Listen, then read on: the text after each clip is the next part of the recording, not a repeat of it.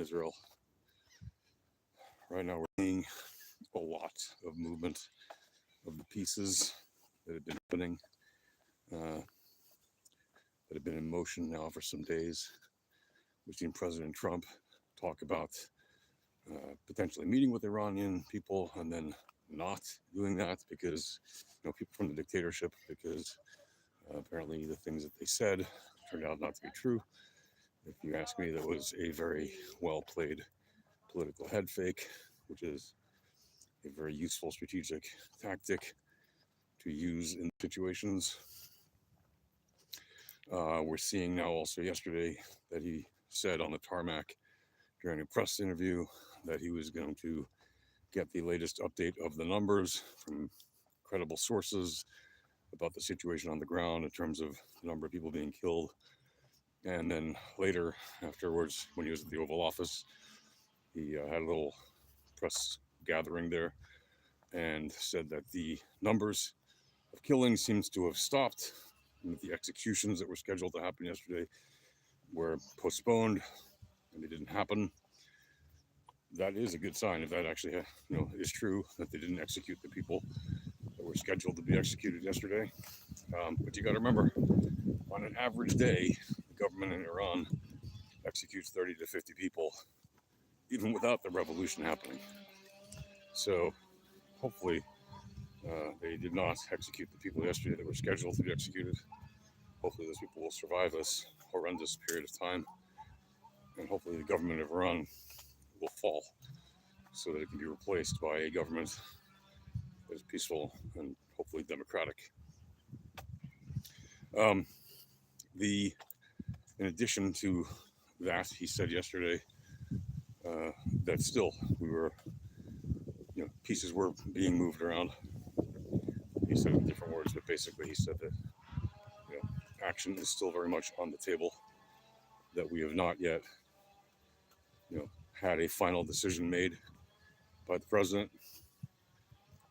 Most Americans at this point seem to think, in recent surveys done yesterday and even very early this morning, that despite the non-clarity of the statements coming from the White House, the non-decisiveness, if you will, coming from the White House, that in fact most people in America think that there's going to be some kind of action.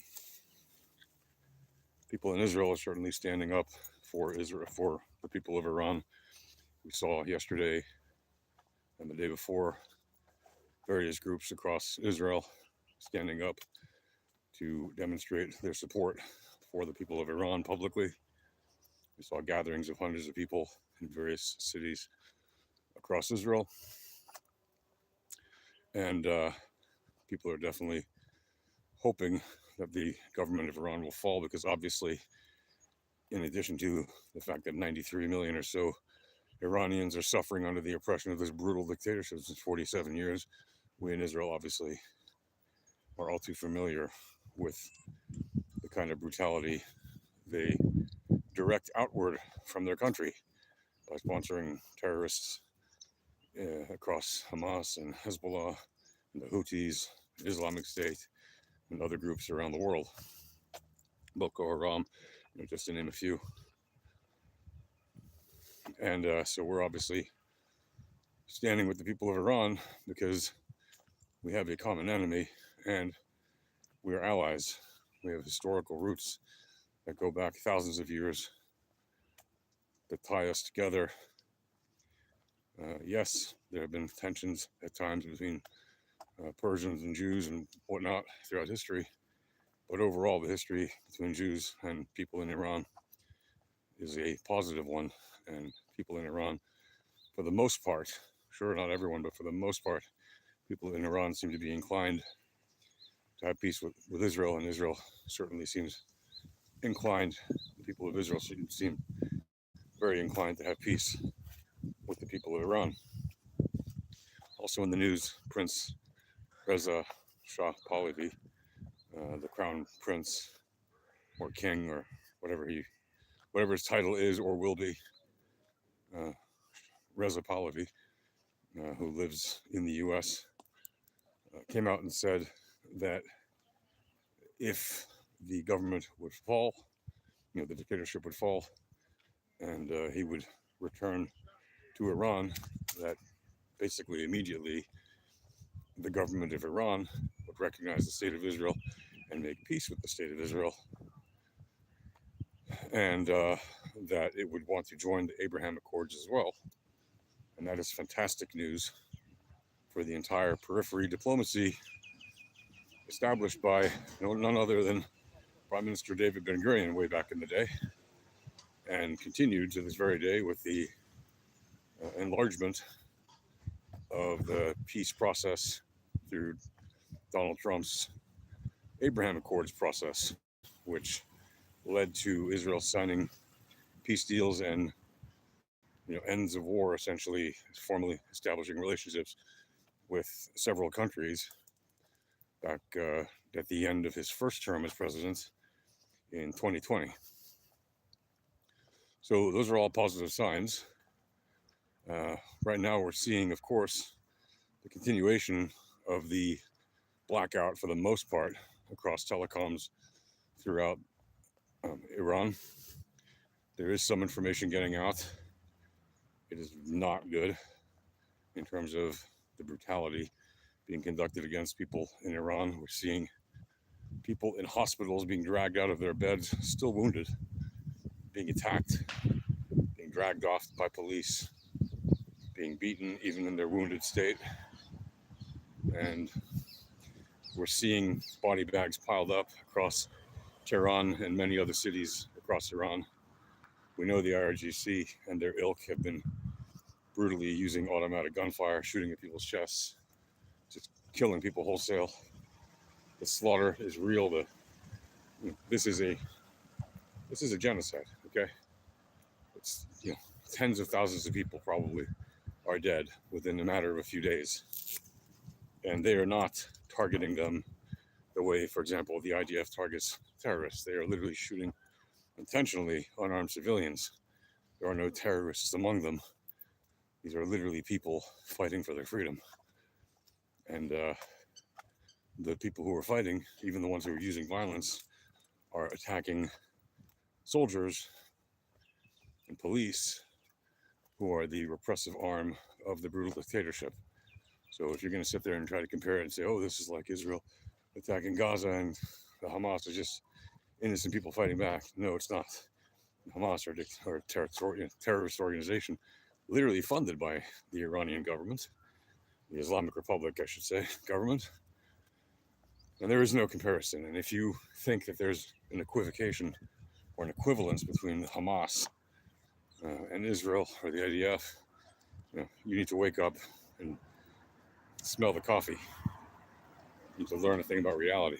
Right? And if you think that the Hamas are anything like the people of Iran, or that the Gazans are like the people of Iran, you're nuts. This is nothing like that conflict at all. This is the inverse of that conflict. This is the people who want to actually be free and don't want to spread Sharia law throughout the world, rising up against a dictatorship that is brutally enforcing their version of Sharia law. So it's the exact opposite of what is happening in Gaza right now. The innocent people in Iran are being slaughtered. Yes, innocent people are dying in Gaza too when there is fighting, although right now there's a ceasefire. But the reason that innocent people die in the fighting in Gaza is because the Hamas uses them as human shields, right? Otherwise, anyway, I want to stay focused with you guys on the Iran situation because that really is the topic at hand. There are a lot of pieces at play here. Like I said, we've seen military assets being moved around, U.S. forces being pulled out of a bunch of U.S. bases around the Middle East and moved to safer areas, because it's expected that if the U.S. were to take military action against the government of Iran, that the IRGC would do everything it could to attack U.S. bases that may not have, the best air defense systems or other defense systems in place to protect them against potential attacks from the IRGC, which would mostly, be rockets, missiles, things like that, drones, which they have a lot of, obviously. And then there's, of course, other factors. like the diplomatic factor, which I spoke to you guys about yesterday, where the Gulf states in particular, and some others, but most of the Gulf states are saying, no, you shouldn't attack Iran because it might upset or destabilize the region.